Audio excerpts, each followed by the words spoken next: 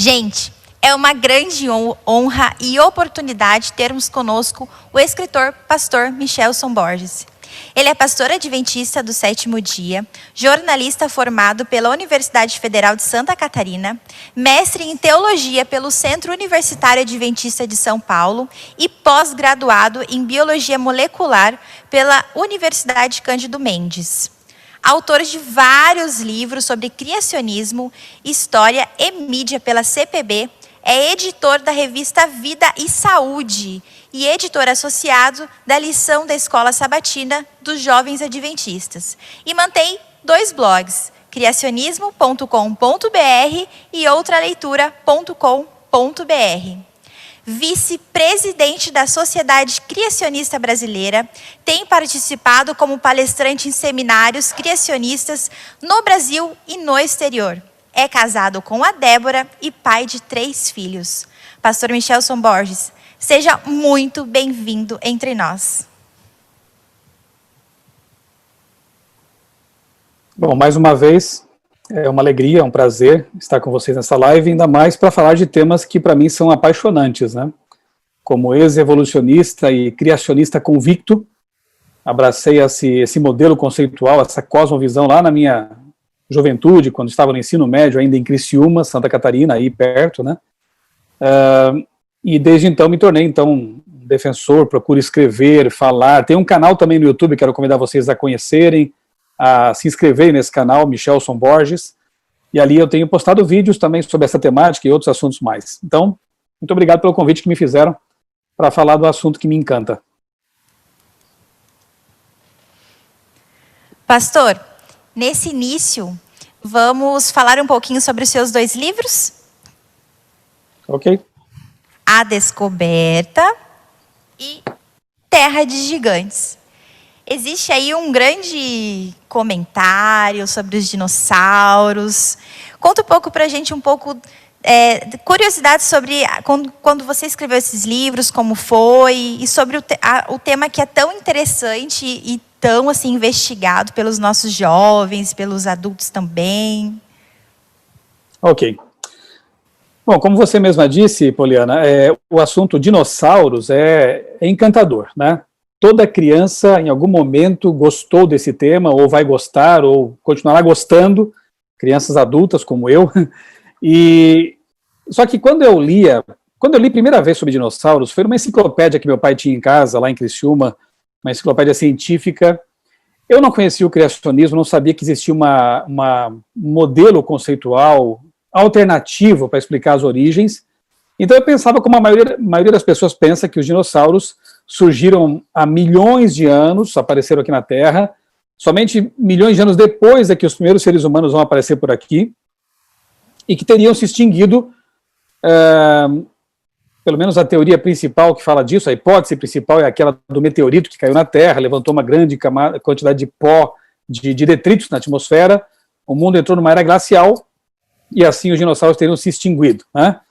Essa era a versão que eu conhecia, sempre pensei que fosse assim, acreditava nisso, até que eu me deparei, como eu já disse, com o criacionismo no ensino médio, quando eu cursava Química, que eu sou técnico em Química também, e percebi que o modelo criacionista tem uma explicação bastante mais interessante, mais coerente com os fatos observados, para a origem e extinção dos dinossauros. Então surgiu, tempos depois, já trabalhando na Casa Publicadora Brasileira, que é onde eu trabalho há mais de 20 anos, como editor. Eu já havia escrito outros livros, tenho vários já publicados pela CPB, mas eu percebi que nós precisávamos assim, de um livro que... já temos um livro pela CPB que tem o título Dinossauros também, temos 2 na verdade, mas eles são um pouco mais técnicos, basicamente apresentam os tipos de dinossauros que houve, a classificação deles, enfim, mas não tínhamos assim um material que usasse o recurso da literatura. E eu gosto de contar histórias, eu gosto de criar personagens, sempre gostei, quando eu era adolescente, eu gostava de ilustrar e criar histórias em quadrinhos, né?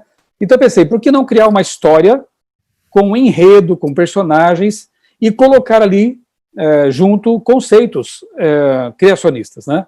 E aí surgiu então a ideia, né? E aqui está ela concretizada. Eu estou aqui com a edição em espanhol, porque ele foi publicado também na nossa editora da Argentina, E aqui dentro, uma curiosidade, não sei se vocês já viram, tem duas ilustrações. Olha só. Esta aqui e a outra aqui, né? São minhas. Esta aqui, eu não lembro quando tinha, com que idade eu fiz exatamente, mas deve ser lá pelos meus 6 anos de idade. Foi uma ilustração bastante antiga que eu achei no meu baú de antiguidades lá, né? E essa outra aqui é dos anos 90, essa aqui é mais recente. Então, para vocês verem como eu realmente era encantado por esse tema, né? E foi muito divertido poder voltar a esse assunto, agora contando sob a ótica criacionista. E assim nasceu, então, a ideia, né, de escrever um livro sobre dinossauros, Terra de Gigantes, para oferecer uma versão alternativa para a origem e extinção dos dinossauros, a versão criacionista. A Eduarda Alves de Oliveira, do 9º ano do CAFIE, ela tinha feito justamente uma pergunta que o senhor acabou já respondendo, que o que havia te inspirado a escrever. Mas no caso da Descoberta, qual foi sua inspiração? Deixa eu complementar então a pergunta dela. Como chama mesmo? Eduarda Alves de Oliveira. Tá, Eduarda, veja só. O que me motivou também a escrever esse livro é que eu fui professor de história. O começo da minha carreira foi como professor, por isso que eu disse que para mim é uma alegria estar com vocês essa noite, porque eu sei que tem muitos professores aqui também da União Sul Brasileira, do IAP, da Associação Catarinense, né, que é a minha associação de origem. Então, estar entre colegas, eu posso dizer assim, é uma alegria. Eu trabalhei 2 anos e meio como professor na Escola Adventista Central de Florianópolis, que então se chamava Siegfried Hoffmann, naquela época, né, faz tempo já. E como professor de história, eu notava que realmente era difícil encontrar livros que falassem sobre história como paradidáticos, né, porque didáticos a CPB sempre teve bastante material. Agora, como paradidáticos, era uma luta conseguir encontrar material, livros que falassem sobre história, mesmo sobre dinossauros, e que não contivessem o ponto de vista evolucionista, e apenas esse ponto de vista. Quando eu fui chamado para trabalhar na CPB, eu então encarei 2 desafios. Um deles, o primeiro, foi escrever uma série de livros paradidáticos de história. Eu estou com um exemplar aqui, que também foi publicado em espanhol, por incrível que pareça, não tem aqui em casa agora um em português, mas é a coleção Grandes Impérios e Civilizações. Eu acho que vocês conhecem também, porque ele é uma série paradidática com 6 volumes. Egito, Babilônia, Grécia, Roma, Pérsia, e apresenta, então, os impérios sob a ótica bíblica, né? Todos têm personagens, tem também uma história, um enredo, e se você não conhece, eu quero convidá-lo a conhecer, a ler essa coleção, eu creio que você vai gostar. E também me propus escrever, como eu disse, o livro Terra de Gigantes, porque eu sabia, por experiência própria, que é difícil encontrar material que tenha esse enfoque alternativo chamado criacionista. Então, respondendo à pergunta, né, foi um desafio que eu me impus, e também porque eu gosto muito de escrever, e eu lembro que a coleção Grandes Impérios eu produzi quando minha esposa estava cursando pedagogia à noite, não tínhamos filhos ainda, então eu ficava em casa sozinho, eu não estava ainda cursando mestrado, nem pós-graduação, tinha um tempo sobrando, eu pensei, vou escrever. E assim, em questão de pouco tempo, eu produzi uma série de 6 volumes aí, a série Grandes Impérios. Algumas professoras fizeram atividades com seus livros em sala de aula e enviaram algumas perguntas antes para nós. E uma delas foi: você acha que no céu terão dinossauros? Quando algumas pessoas falam assim, olha, a minha vontade no céu é escorregar no pescoço de uma girafa. Eu costumo ser mais ambicioso, eu falo, eu quero escorregar no pescoço de um brachiosauro, porque é muito maior. Talvez no céu não, né, porque nós estaremos durante 1000 anos viajando a bordo de uma cidade espacial, né, a Nova Jerusalém. Então não sei se lá haverá espaço, né, se haverá condições, não sei. Mas na Nova Terra não tenho por que duvidar que nós veremos de volta os bons dinossauros, os herbívoros, né, porque na verdade, professora, se fizermos uma pesquisa, perceberemos que hoje a maior parte dos paleontólogos está convencida de que a maioria dos dinossauros era herbívora. Houve uma revisão até recente nessa questão e reclassificaram várias espécies de dinossauros, antes tidas como carnívoras, né, como herbívoras. Então, quando você ouve falar em dinossauro, não pense que só havia T-Rex, Velociraptor, né, esses animais aí que supostamente eram predadores ou carniceiros, né? Pense também no Brachiosauro, no Triceratops, né? E outras espécies que eram herbívoras e possivelmente pacíficas. Eu entendo que, se foram criados originalmente por Deus, eu penso aqui eu me refiro às espécies originais, né? Porque esses dinossauros foram criados no sexto dia da criação, juntamente com os outros animais terrestres, né? E foram criados por Deus, por que não eles voltarem, né? Quando a Terra for recriada, restaurada, após os 1000 anos, e esse é tema para você estudar na Bíblia depois, né? Pedir aí um estudo para o professor de religião, ele vai te explicar direitinho. Eu, professora, acho que nós poderemos escorregar no pescoço de braquiossauros. Muito interessante. O André de Manaus, ele perguntou assim: por que você não escreve mais livros de dinossauros? Se você pretende escrever mais livros sobre esse assunto? Olha, por que não, né? Mas, por enquanto, eu estou com outros projetos, outros planos aqui.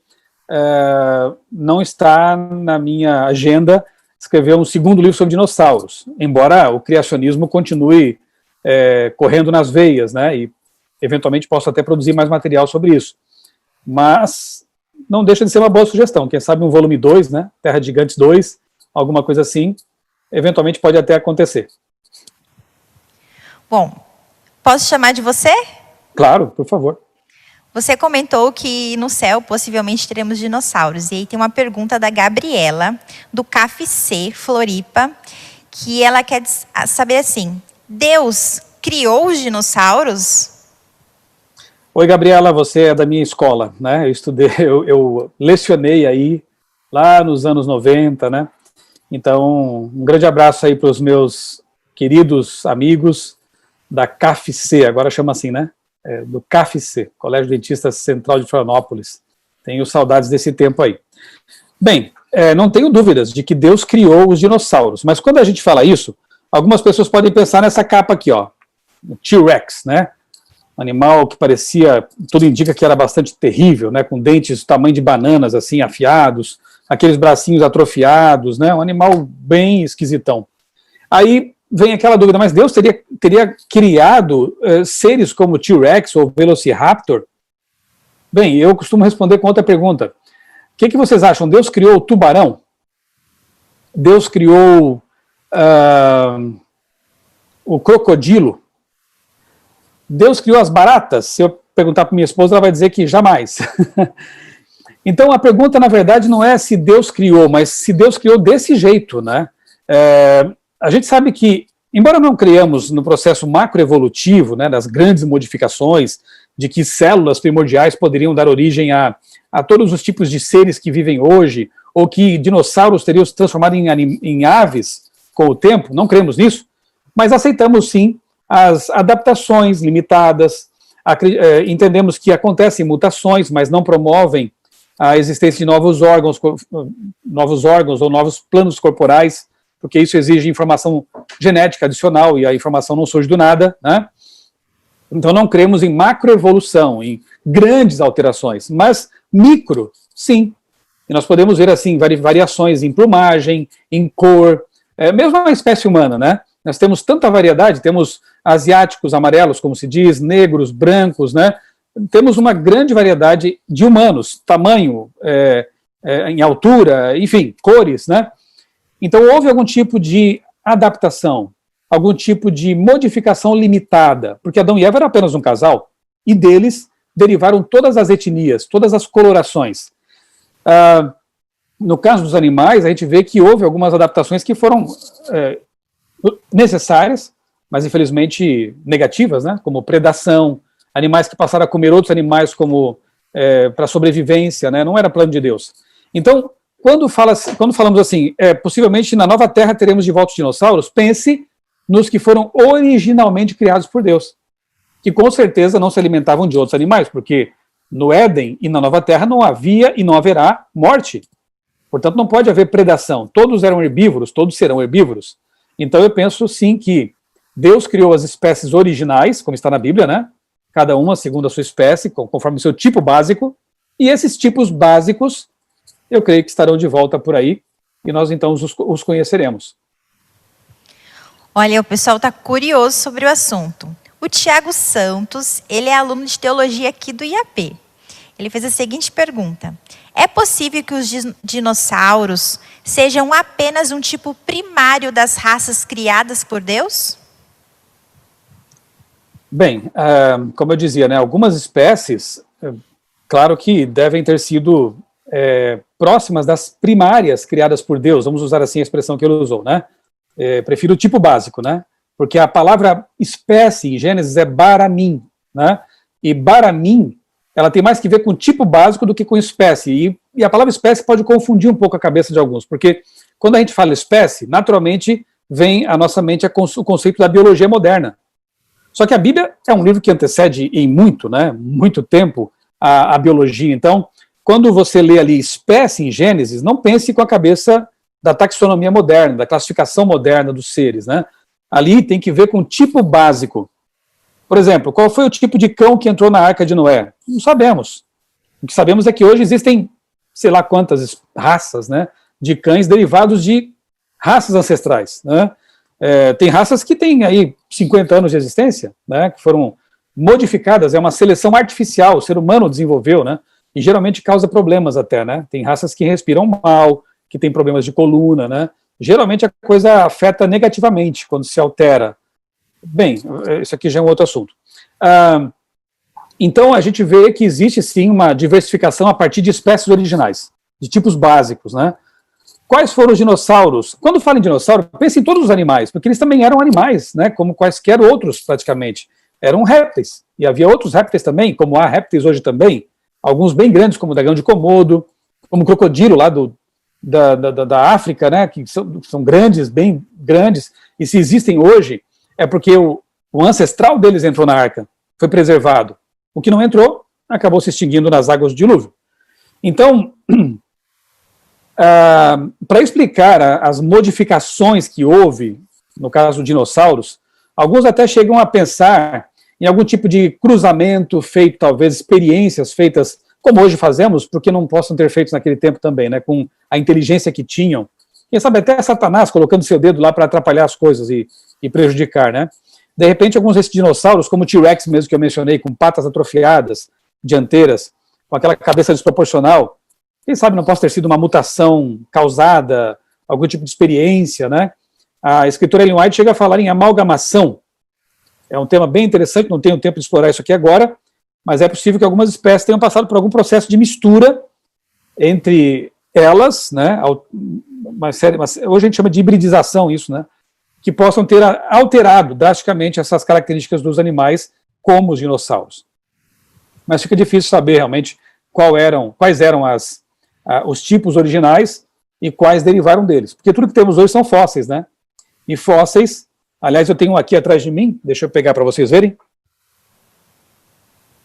Esse aqui não é de um réptil, ok? Mas olha o tamanho desse negócio. Que inclusive está registrado. Eu tenho uma cartinha aí de registro do IAP para eu poder viajar com ele, poder expor, né?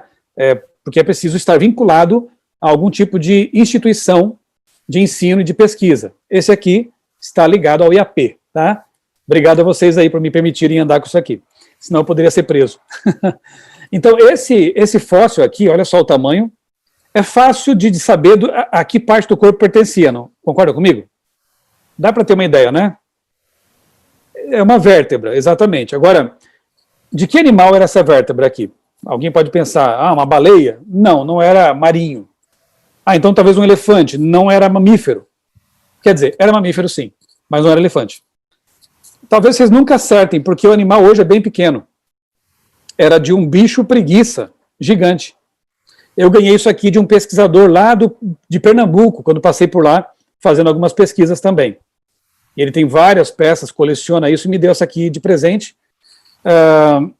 Então veja, né, aqui dá para ver até a textura dos ossos, quer ver? Tem uma parte aqui, tem um buraquinho ali, ó, não sei se vocês conseguem perceber, dá para ver a porosidade dos ossos, mas isso aqui é pedra, né? Então é um fóssil, naturalmente que ele foi sepultado debaixo de água, de sedimentos, com o tempo, com o passar das décadas, ele vai mineralizando, né? Então isso é um fóssil, e nós temos aí pelo mundo uma enormidade de fósseis de dinossauros que nos ajudam a entender algumas coisas sobre eles, mas não tudo. Por exemplo, que som emitiam. Isso aí é coisa do Spielberg, né? É do cinema. Nós não temos como saber porque não temos exemplares vivos para poder ouvi-los, né? A cor que eles tinham, se o sangue era quente ou frio, são tudo especulações, né, com base em comparações com animais atuais, porque tudo que temos são fósseis. Dá para saber um monte de coisa sobre eles, mas nem tudo, né? A Gesleide Cachoeirinha, ela fez uma pergunta. Ela disse que o sonho dela é se tornar paleontóloga. Que ótimo. Você saberia dizer para ela que curso faz para que ela se torne aí paleontóloga e realize o sonho dela? Olha, e mais, hein? Nós, da Sociedade Criacionista Brasileira, precisamos muito de gente com essa formação, com paleontologia, com biologia, geologia, né? E eu quero te estimular. Desculpa, pastor, só um pouquinho. Sim. Gesley é menino, desculpa, perdão. Ok. Gesley. Eu também passo por isso às vezes, porque meu nome é Michelson, é um nome bem diferente, e às vezes me chamam de várias coisas. Ô, Gesley, então eu quero te estimular a prosseguir nesse sonho, né? Agora, um conselho, antes de dizer o que você pode fazer. Leia bastante livros criacionistas antes de ir para a universidade. Porque é o tipo de curso que está realmente totalmente dominado, digamos assim, pela ideologia, pela filosofia darwinista, né? Então você precisa ler alguns bons livros criacionistas antes, para ter o contraponto, para saber depois se localizar, para saber distinguir o que é fato do que é apenas uma hipótese, para saber o que é filosófico do que é factual, enfim. Leia bastante, frequente as bibliotecas aí dos colégios, né? IAP, outras escolas. Não deixe de visitar as bibliotecas e pedir às bibliotecárias para lhes sugerir livros criacionistas, né? E se prepare bem antes de encarar um curso como esse. Mas vá em frente, precisamos de criacionistas com essa formação. Não existe uma graduação em paleontologia.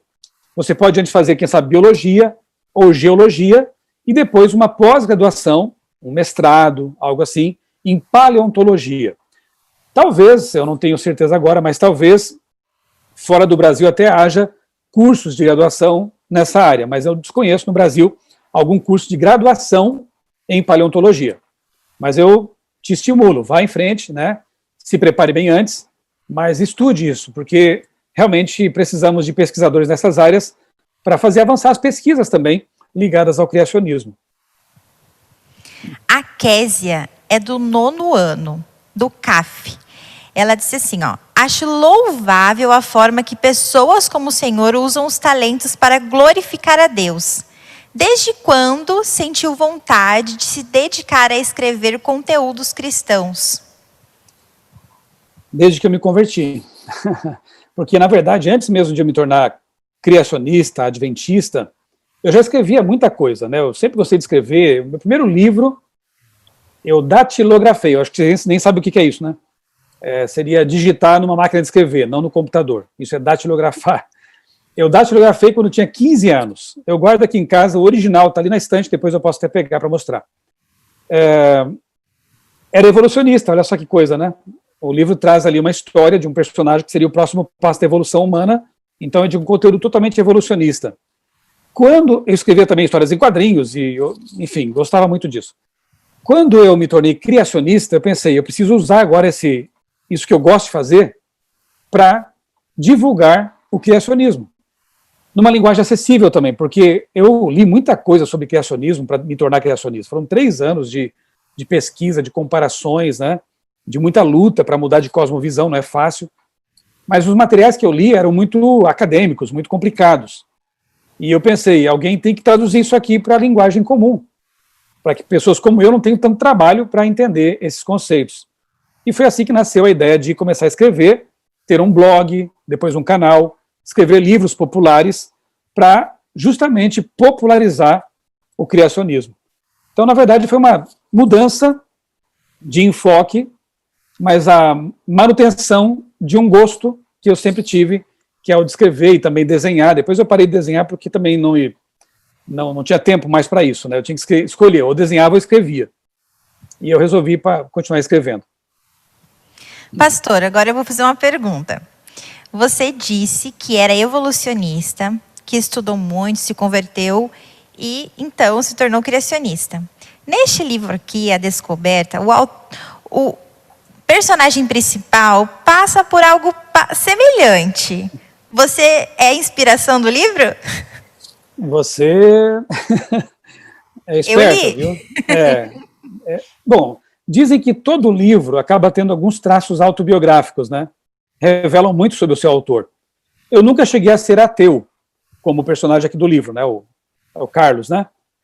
Está aqui sentado no banco da capa aqui. Nunca fui ateu, nunca estudei física nuclear, como é o caso dele. Eu cheguei a uma fase de ceticismo. Comecei a duvidar de muitas coisas e colocar em xeque um pouco a Bíblia, a própria existência de Deus, mas não cheguei a avançar até o ateísmo, né? Mas sim, eu passei por eu vivi parte dessa trajetória do Carlos aqui, né? De buscar respostas, de querer saber a verdade. Então a busca aqui do personagem, eu não vou também contar muita coisa para não dar spoiler, né? Para quem não leu ainda, em parte sim, como você percebeu, Poliana, revela um pouco da minha trajetória, sim, né? Claro que tem muitas outras coisas aqui que eu não vivi, que são puramente ficcionais, até porque parte da história foi criada também pelo Denis, que é meu colega de autoria aqui do livro, né? Então muitas coisas ele criou também, criou alguns personagens, eu criei outros, mas de fato o livro tem um quesinho de autobiografia. Bom, falando um pouco mais sobre esse livro, a Zuma e a Eduarda, do 9º ano, elas perguntam assim: o que nós, cristãos, devemos fazer para ser como a Renata, a personagem do livro? Pois muitas vezes ficamos com medo de sermos julgadas ou sofrer preconceito por causa das decisões que nós tomamos. Sabe, eu tenho como diretriz para a minha vida um texto muito especial que é 1 Pedro, capítulo 3, verso 15. Ali o apóstolo Pedro fala assim, ó: estejam preparados para dar a razão da esperança que vocês têm, mas façam isso com mansidão. Notem que Pedro conecta a razão com a fé, com a esperança, né? E nós não podemos ser cristãos irracionais, não podemos ser cristãos que não sabem dar a razão do que cremos, né? Eu me apaixonei pelo adventismo e pelo criacionismo justamente porque eu percebi que o criacionismo é um modelo que conjuga, que conecta, que consegue juntar de forma racional a fé e a ciência, quando corretamente compreendidas, claro, né? E eu pude descobrir depois que eu estava em boa companhia, porque, por exemplo, Isaac Newton, podemos chamá-lo de criacionista, né? Galileu Galilei, Blaise Pascal, Copérnico, ou seja, os principais cientistas fundadores da ciência moderna, né, os pioneiros da ciência moderna, criam em Deus. E também abraçaram a ciência, até porque eles nos legaram esse patrimônio, né? Então é possível conciliar, sim, a boa ciência com a boa teologia. Se alguma coisa não está se encaixando, tenha certeza de que você ou não fez uma boa exegese de um texto bíblico, ou não entendeu corretamente um texto bíblico, ou, por outro lado, não entendeu bem o que a ciência está dizendo, né? Porque a verdadeira ciência é divina também, como a Bíblia, né? Então, se ela for corretamente compreendida, se harmoniza, sim, com a palavra de Deus. Então, eu diria o seguinte: estudem bastante, saibam no que vocês creem, saibam dar a razão, porque o mundo respeita quem tem convicção baseada na razão e nas evidências, nas boas evidências, né? Quando você apresenta um bom argumento com base, com embasamento sólido, as pessoas respeitam. Elas podem até não aceitar, mas terão que respeitar. Agora, quando a gente fala sem base, sem conhecimento, fala do que pensa apenas, né? Sem leitura, sem conteúdo, é bem fácil nos desprezarem, nos debocharem da gente, né? Porque perceberão que não há sentido no que falamos. Então, Pedro deixa um desafio para nós todos, né? Estejam prontos, preparados para dar a razão da fé que vocês têm, daquilo que vocês pensam e creem. E como fazer para estar preparado? Não tem outro jeito. Lendo, lendo, lendo, estudando, pesquisando, visitando um lugar chamado biblioteca, essas casas do saber, né? Então, se não fizermos isso, não seremos respeitados. Tá bom? Mas vai em frente, não tenham medo não, tenham coragem, porque uma vez que vocês estejam preparados, as pessoas vão ouvir. E fazer isso com mansidão, com respeito, né? Claro, sempre. Foi justamente a pergunta do Nicolas. Ele quer saber que com seu canal, com tantas mídias, você não se sente às vezes chateado por algumas opiniões ruins? Olha, Nicolas, eu me sinto chateado quando as opiniões são infundadas e são apenas uma tentativa de briga, de belicosidade, quando partem para o ataque pessoal. Isso me chateia e eu acabo não dando nem muita importância, acabo deixando para lá. Agora, quando são questionamentos honestos e inteligentes, isso é muito bom, porque até coloca a gente mesmo à prova, né? Quanta coisa eu aprendi tendo que responder a perguntas inteligentes e perguntas honestas, né? Dúvidas honestas.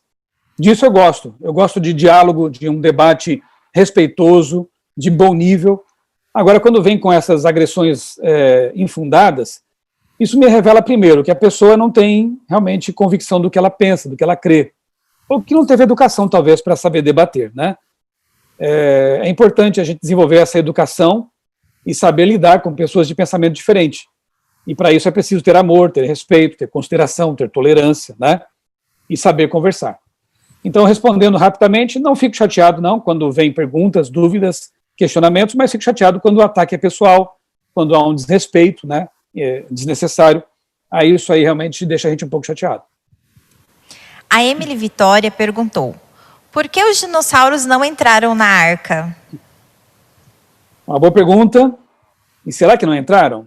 Será que nenhum deles, nenhum filhotinho, quem sabe, né? É uma pergunta que é muito recorrente em congressos criacionistas, né? Porque a gente sabe que a maioria deles, ou pelo menos, todos os dinossauros terrestres acabaram se extinguindo. Se extinguiram e foram fossilizados, né? Boa parte deles é porque houve um sepultamento com muita água e lama, sedimentos. Agora, existem alguns documentos antigos que podem representar algum tipo de avistamento mais recente de, quem sabe, dinossauros.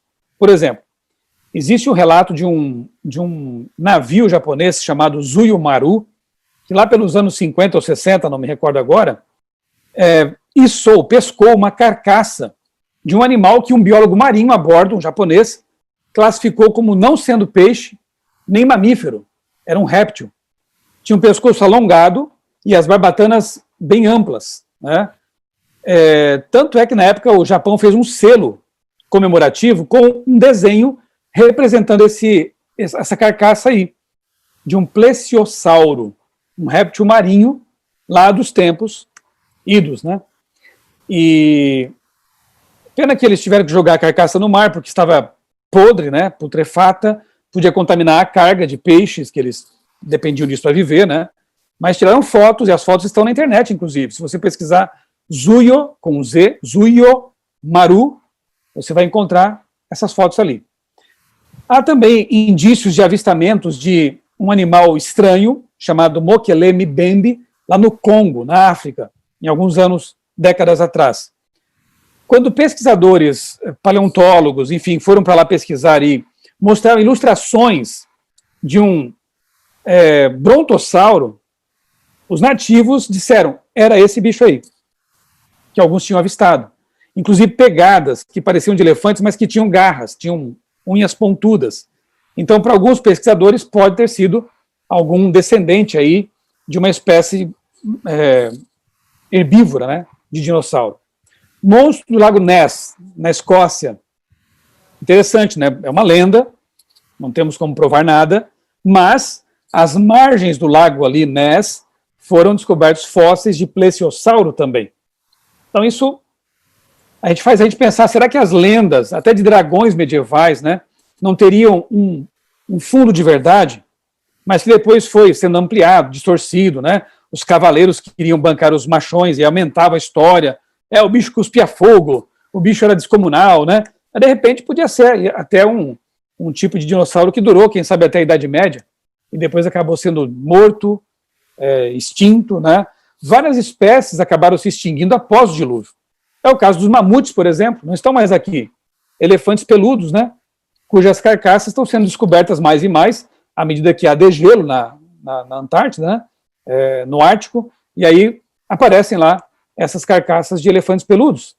Não existem mais porque alguma coisa, talvez as condições ambientais drasticamente alteradas pós-dilúvio, né, tenham prejudicado a existência de vários seres, né, e de repente muitos deles realmente se extinguiram após a catástrofe.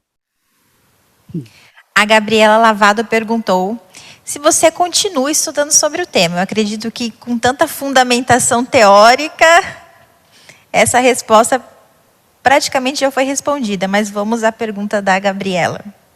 Oi, Gabriela, até porque para manter o blog Criacionismo, eu tenho que estar bem antenado, né? Tenho que estar sempre pesquisando esse assunto, e mais, as pessoas não me deixam em paz.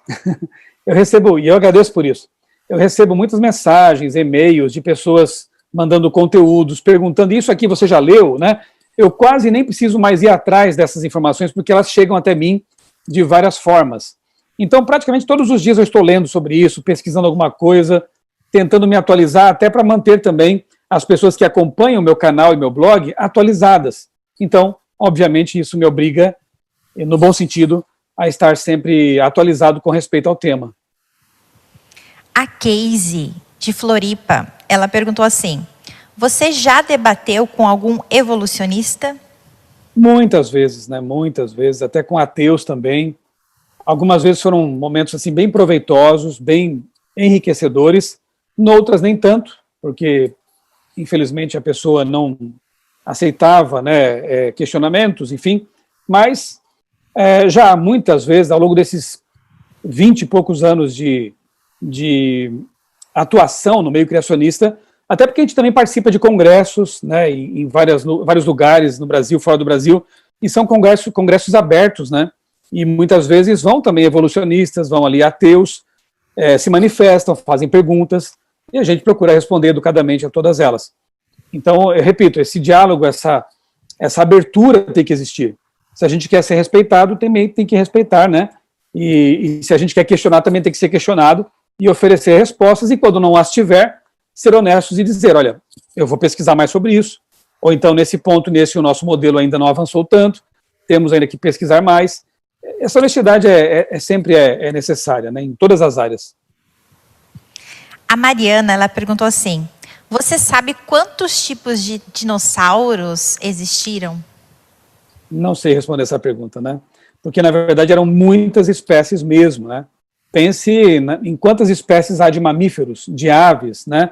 Dinossauros era uma classificação, né? Um tipo de animal que tinha muitas espécies ali dentro. Desde dinossauros do tamanho de galinhas, por exemplo, o Compsognato, que era pequeno, até o Brachiosauro descomunal de 70 toneladas, né?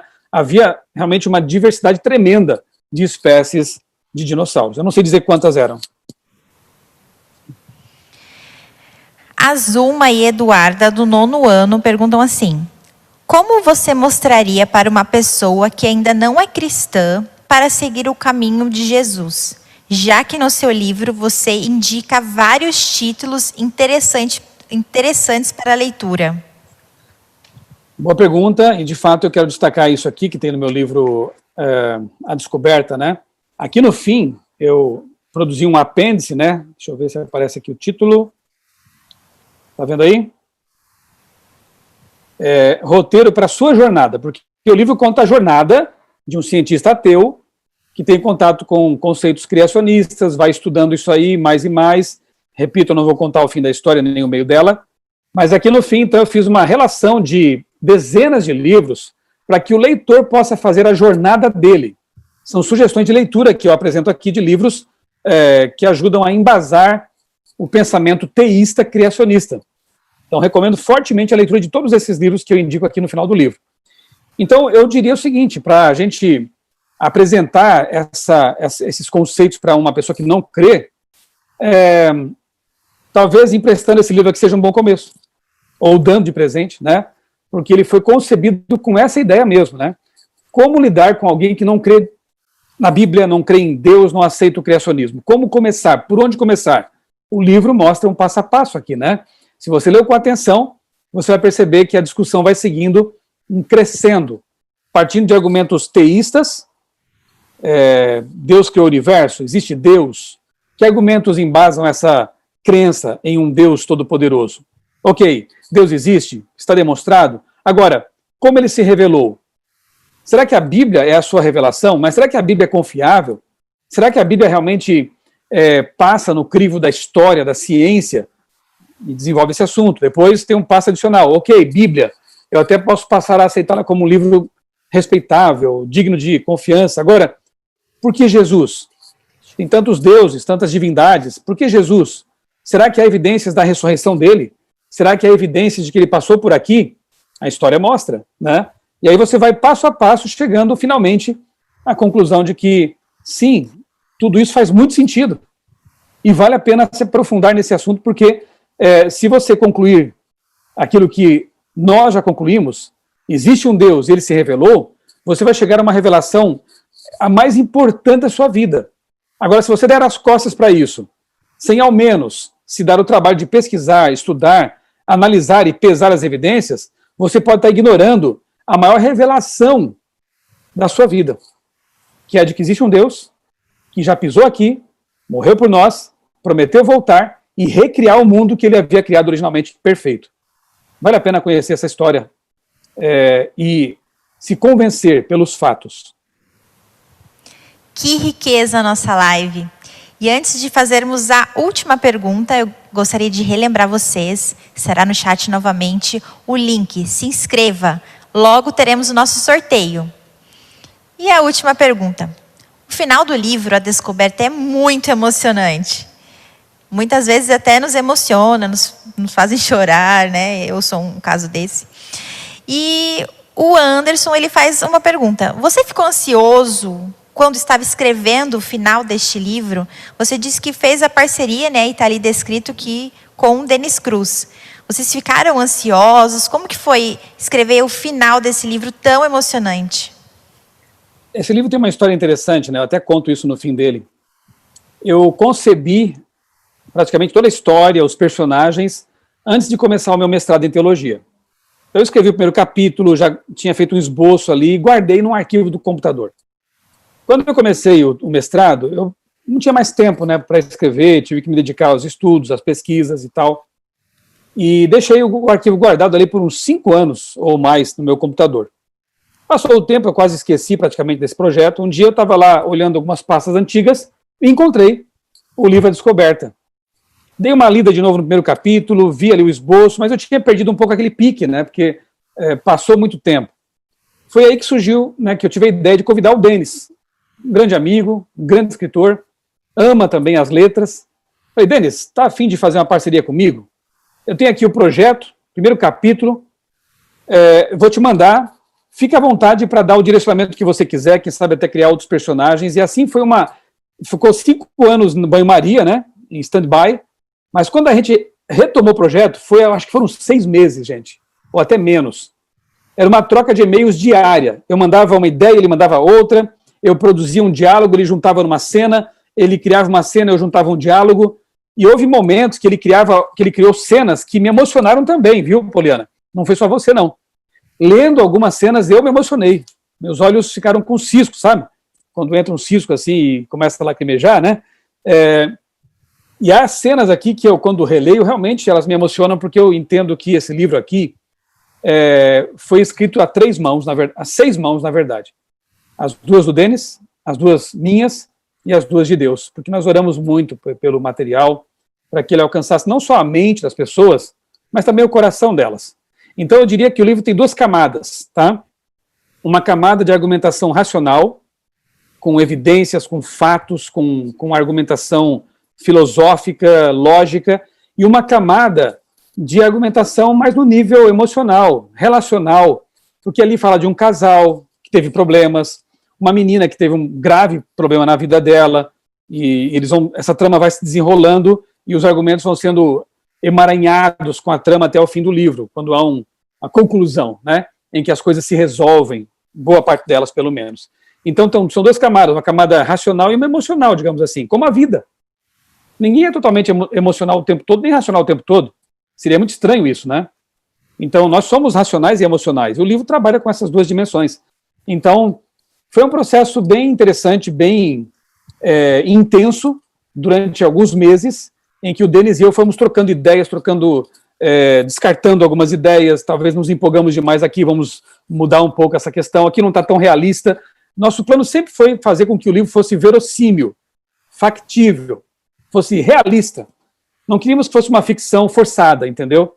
Sabe aqueles filmes que você assiste e vê, isso aí está muito forçado esse negócio. Não é assim a vida real.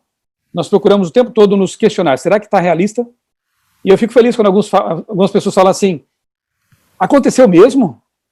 E alguns ficam tristes quando eu falo, não, é uma ficção. Puxa, vocês me enganaram direitinho. Eu sei que frustra, mas para um autor é muito bom ouvir isso, porque foi realista, né? Mas como eu já falei, é baseado em experiências reais, que nós vivemos ao longo da vida. Então, tivemos ansiedade para escrever. Sabe, escrever um livro é um processo, às vezes, até dolorido um pouco, né? Eu li uma vez uma entrevista com uma escritora, não lembro mais quem foi, em que ela diz assim, eu gosto de ter escrito, entendeu? Eu gosto de ter escrito, quer dizer, é muito bom você depois pegar prontinho, né, cheirar a tinta, o papel, né, é gostoso, é quase como você ter um filho, né, só que de papel. Mas o processo, às vezes é doloroso, como a gestação quase, né? Porque você tem que pesquisar muito, você tem que ler muito, você passa, às vezes, noite em claro, pensando no personagem. Não é tão fácil, mas é gostoso também. Agora, claro, que eu gosto muito mais de ter escrito do que de escrever. Eu acho que isso também eu posso concordar com aquela autora, né? Todos os livros que eu já escrevi foram processos maravilhosos e eu cresci muito com isso. Recomendo a vocês. E se a pergunta fosse de algum aluno, né? O que eu posso fazer para começar a escrever? Ler.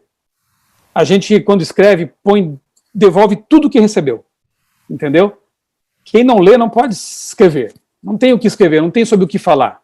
Então, é como disse alguém, quem não lê, mal ouve, mal fala, mal vê. São as lentes para o mundo, você vai criar filtros também, você vai desenvolver lentes poderosas para enxergar a realidade em volta de você. E quando você absorve tudo isso, e se você tem o dom da escrita e gosta disso, você depois vai devolver para as pessoas, só que agora com partes de você mesmo, né? Com uma tradução com o seu toque, isso é escrever. Então, vai aqui o conselho, talvez o mais importante dessa live, né? Leia muito, não despreze os livros. Nós estamos numa fase da história agora em que, inclusive assisti ontem um documentário na Netflix, tem pouca coisa boa lá, mas algumas dá para a gente aproveitar, e uma dessas é esse documentário, O Dilema das Redes. Recomendo.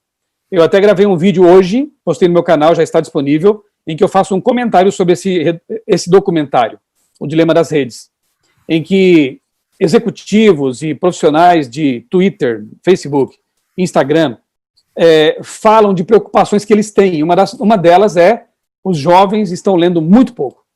Os jovens estão desenvolvendo um tipo de pensamento superficial, porque lhes falta a leitura de livros que promovem uma leitura meditativa, contemplativa, imaginativa, coisas que as redes sociais não permitem. Ali é um borboleteio cognitivo, como disse um outro autor, né? Salta-se de um assunto para outro, sem fazer conexões. Então, por favor, jovens, não é pecado ter redes sociais, não é pecado navegar de vez em quando ali, né? Mas tente limitar um pouco isso e dedicar-se mais à leitura, à verdadeira leitura, a leitura mais profunda, porque assim você vai desenvolver realmente a sua inteligência e a sua capacidade mesmo de interpretar a realidade que lhe rodeia, né? Então fica aqui essa recomendação, leiam mais livros, frequentem mais as bibliotecas, é um ambiente que estimula, né? Eu gosto, aqui é o meu quarto, na verdade, estou revelando agora para vocês.